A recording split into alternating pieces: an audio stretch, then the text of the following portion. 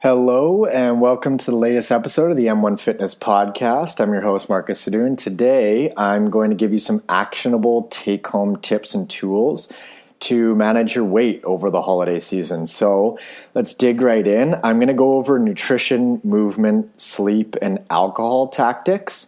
So first off, nutrition-wise, one thing you can do when you've got a big evening planned, a dinner out or a dinner at some friends' places or something like that, an event of some sort, you can eat light during the day. So basically just kind of eat to satiate yourself and go a little bit lighter than you typically would during the day so you can compensate for sort of the more so an indulgence at night. So if you listen to the podcast with Eric Helms talking about what matters most, calories are something that matter most when it comes to weight and body composition. So that's just controlling for calories. So go light during the day and then you have a little bit more room at night.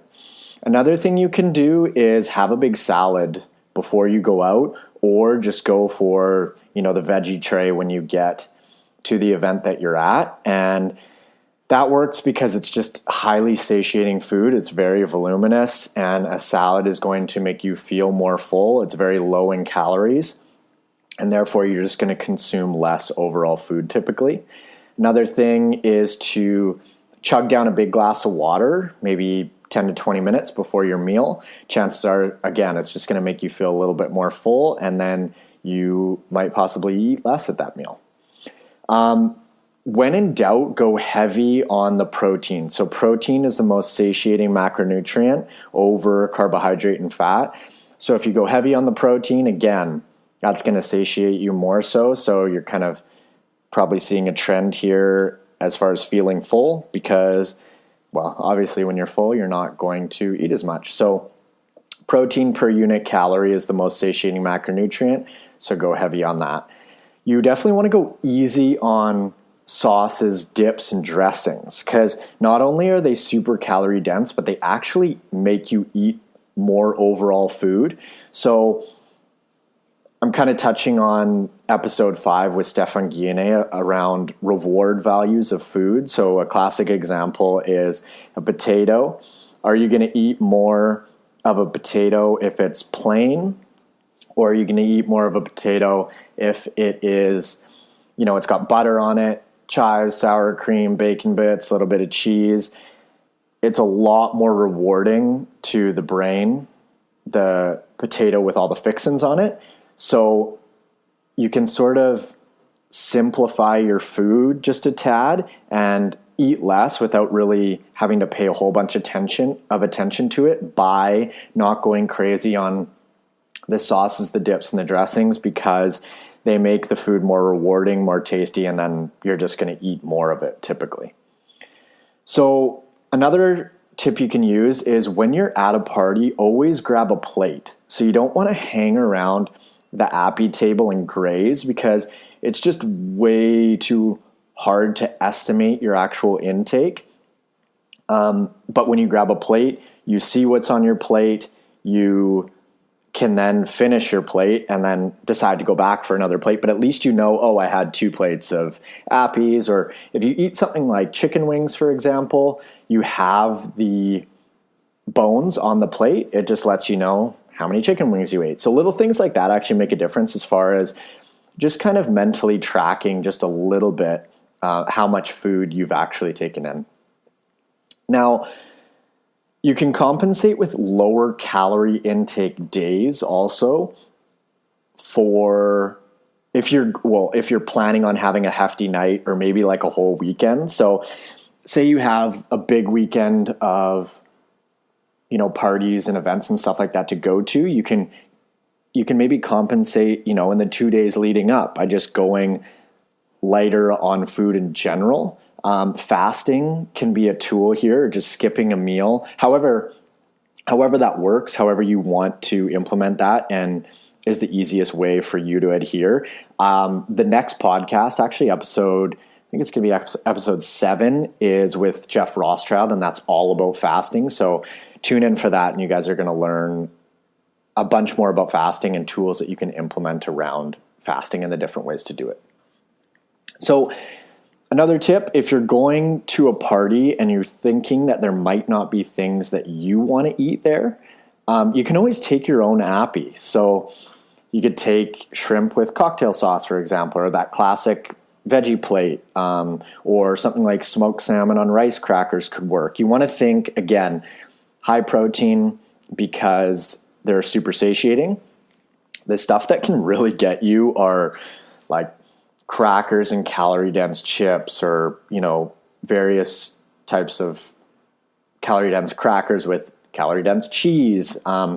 Things like that can really, really pile up your intake, really add to calorie intake overall. It's just really easy to consume a ton of food from that, because cheese and all those sort of things are so incredibly calorie dense. Even something like hummus is actually really easy to overeat because it's quite calorie dense too. And if you think about how many tablespoons you take per cracker sort of thing, that stuff can really pile up. One more thing around food is to not take home leftovers. So if you're going to be tempted by leftovers, just kind of politely refuse. What I say is, I'm just like, hey, thanks so much for offering, but I know myself and I know that if the food is around, I'm going to eat it. So it's just a super simple way to take, say, discipline out of the equation, where you don't have to say no to the food because you're looking at it all the time. So you just don't have it around. It makes it easier not to consume. Again, touching on food environment that we chatted about with Stefan Guillenet in the last podcast. So movement-wise, be sure to stay active over the holidays, obviously. You don't want to let your normal movement routine sort of just fall by the wayside. So continue with your regular workouts, maybe even kick it up a notch if you know that you're going to be taking in more overall calories, just so you can, kind of manage that overall energy balance. And you can also walk before and after, say, a big dinner with family and friends, or you can go for like a quick walk beforehand. Even 5-10 minutes will make a difference. And if it's a late night, if you're like, I'm not going to walk at midnight after I get home from an event, then you can always just walk first thing in the morning before your breakfast. You can get some daylight exposure through that. A little bit of movement in, and it's a great way to kick off your day and maybe shake off a potential hangover. So also that walk, or any movement for that matter, is going to improve insulin sensitivity. And so you can handle whatever you're going to eat in a bit more of an effective way. Also, you can schedule sessions with a friend or a trainer, or sign up for a group class in advance, so you get some external accountability going. It's more likely to keep you on point when it comes to booze and sleep too, because you don't want to feel like shit for your workout. But yeah, setting up that external framework of accountability is going to make you more likely to get that activity in. Also, if you eat some funky food and you feel bloated and, just kind of heavy and sluggish, moving can help with bloating, abdominal discomfort. Getting a good sweat in is a good way to get rid of some inflammation. Movement gets gets lymphatic fluid flowing throughout the body, so you can help any sort of potential inflammation that you got, or that came along with any sort of funky food that you didn't tolerate all that well. Sleep-wise, basically just get in as much as you can. The holidays are actually an awesome time to catch up on sleep, because chances are you're not working as much and you got a few more days to sleep in. You want to, if possible, avoid eating too late, because it can interrupt sleep. So you don't want to be digesting a bunch of food while your body is supposed to be sleeping. So you don't want it to kind of be working while you're sleeping. And a little bonus tip here, if you're someone who suffers from night sweats, for example, besides the obvious, controlling for temperature with, keeping a window open if you need it a little bit cooler, or not using as heavy of a blanket, stuff like that, you can try just eating earlier, and I found that helps with clients that I've worked with. That can help with people that experience night sweats, and sometimes it's just eating too close to bed, because digesting increases sort of the thermal activity of food, and so you can just kind of heat up a little bit more. You'll find that after you have a really big meal, you might actually just get hotter. Some people, just start to sweat a little bit because your body is working. Watch booze when it comes to sleep. Nothing's going to impair your sleep quality like alcohol, and then drugs, of course. But that's a biggie when it comes to sleep quality, is booze. So if you can start earlier and finish earlier, that's most likely going to leave you feeling better the next day. Alcohol wise, get the obvious one out of the way first. You can be a DD, but in reality, that's probably not going to happen. So one thing you can do is to go for club soda instead of tonic. So tonic is pop. I think a lot of my clients haven't actually known that. So tonic is pop. It only has 25 fewer calories per can than Coke. So it's not like soda. It's not like sparkling water. It's actually pop. So you can use club soda instead of tonic, and that'll save you some calories. Also, a wine that's 11% alcohol versus, say, a 13, 14, or a really boozy 15% wine is going to yield less calories, because alcohol has 7 calories per gram. So the higher the alcohol percentage, the higher the calories. Diet pop over regular pop, that's going to save you a ton of calories as well. That stuff really adds up, especially if you're having, quite a few drinks. 4 to 5% beers rather than 6 to 7% beers. Again, because alcohol yields calories, 7 calories per gram. So the lower percentage beers are going to come with less of a caloric load. Simple drinks over fancy ones. So a Long Island iced tea, for example, could, literally be an entire meal worth of calories, and they're going to get you wasted. So food decisions are probably going to be impaired. But go with simple drinks as opposed to the fancy ones, and you'll probably get less hungover too. You can order a single drink in a tall glass. So vodka, soda, lime in a tall glass, for example, it's going to probably take you a little bit longer to drink, which means you're going to consume less drinks overall. And then there's going to be more of a soda to vodka ratio. And ask them to go easy on the ice too. You can do that, because sometimes they'll load up the ice. There's, a 1 ounce drink, and then just a tiny little bit of soda, and you can blast through that drink in 3 sips. Little fun fact about tall glasses versus shorter round glasses. You're going to be more aware of how much you're consuming and how fast in a taller glass, because we can actually physically see the liquid in the glass going down. In a rounder, shorter glass, it's tougher to tell how fast we're drinking, so we actually consume more. So that's just something that you can use. You can order any drink in a taller glass, and chances are you're going to consume less of it, just subconsciously. Skip your last drink.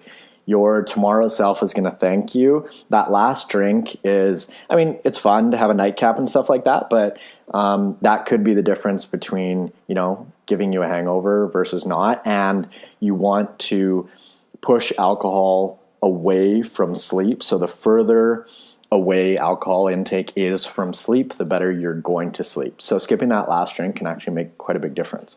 So after talking about this stuff, you want to also think about how your habits are influenced, not only while you drink around food, but the following day or two even. So I'm not craving, healthful foods like I'm craving convenience foods and caloric density while I'm hungover, for example. You don't crave, a nice piece of salmon with some potato and a side of steamed veg. You're craving, pizza, ice cream, and funky calorically dense foods. Lack of sleep raises hunger hormones.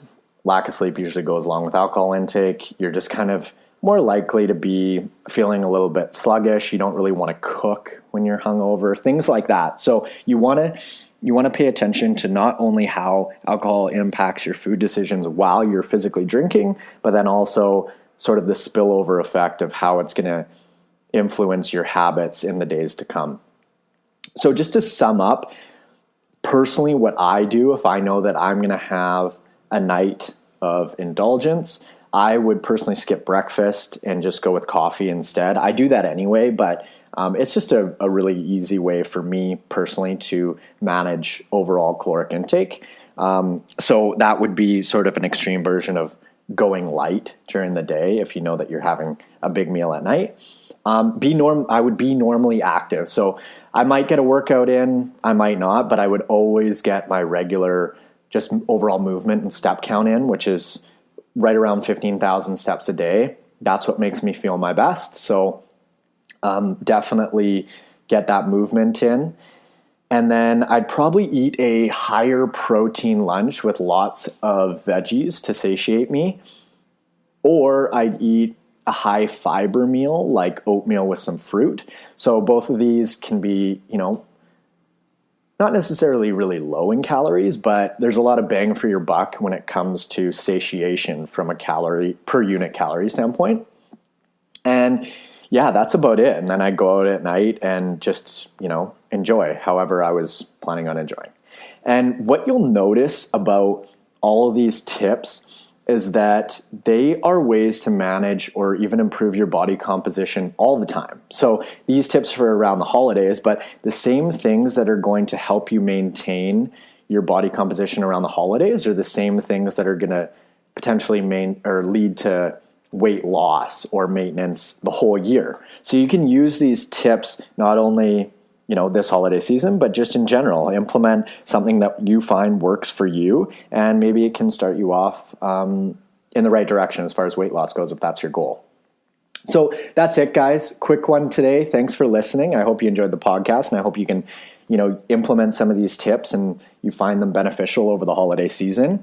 I'd really appreciate it if you reviewed the podcast on iTunes, because that really helps us reach more folks, and then just getting more quality info out for people to use to get healthier and essentially just get more out of life. So reviews on the podcast really help. And that's about it. Enjoy your holiday season, and I will talk to you guys later. Thanks so much for listening. Bye.